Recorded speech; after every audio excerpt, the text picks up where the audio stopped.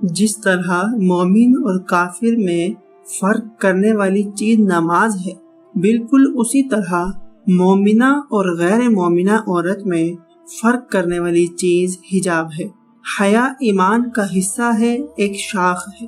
حدیث نبوی صلی اللہ علیہ وسلم ہے کہ آپ صلی اللہ علیہ وسلم نے فرمایا کہ ایمان کی 60 سے کچھ اوپر شاخیں ہیں اور حیا بھی ایمان کی ایک شاخ ہے۔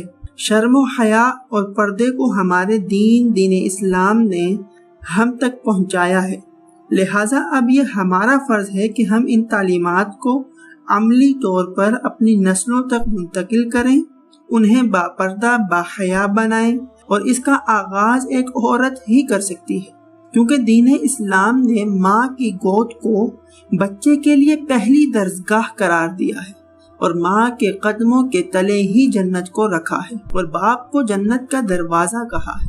لہٰذا اپنے بچیوں میں پردے اور حیا کی اس صفت کو زیادہ اجاگر کریں، زیادہ زور دیں، کیونکہ ایک باحیا اور باپردہ ماں ہی ایک باحیا اور باپردہ معاشرے کا بنیادی اور اہم ستون ہے۔ جہاں ایک طرف ماں کی نافرمانی انسان کو دوزخ تک لے جاتی ہے، وہیں پر باپ کی نافرمانی اللہ پاک کی ناراضگی کا سبب بنتی ہے۔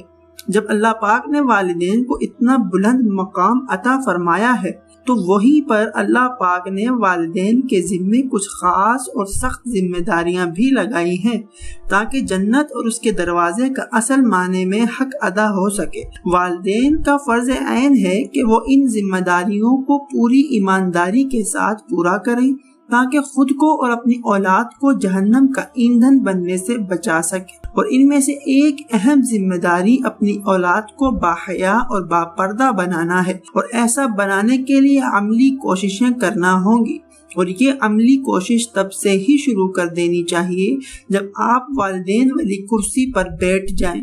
بچپن سے ہی اپنے بچوں کو باحیا اور باپردہ بنائیں اور اس فریضے کو سر انجام دینے کے لیے عملی کوششیں کریں۔ بچے اپنے ارد گرد کے ماحول کو بہت کاپی کرتے ہیں، لہٰذا ان کو ایسا ماحول فراہم کیا جائے جس میں عملی طور پر حیا اور پردے کا اہتمام کیا جائے، کیونکہ جو عادات اور روایات بچے بچپن میں اپنا لیتے ہیں وہ بڑے ہو کر بھی ان میں قائم و دائم رہتی ہیں۔ بچوں کی بچپن میں اچھی پرورش کی مثال اس درخت کی سی ہے کہ جس کا پودا صرف ایک بار لگایا جاتا ہے اور پھل پوری زندگی کھایا جاتا ہے۔ لہٰذا خود کو اور اپنی نسلوں کو اپنے پیارے اور خوبصورت دین اسلام کی تعلیمات کے مطابق ڈھال لیں۔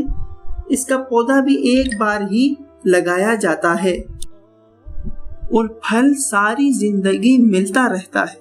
یہ دین ہمیں بہت مشکلوں اور قربانیوں کے بعد ملا ہے، لہٰذا اس کی قدر کریں۔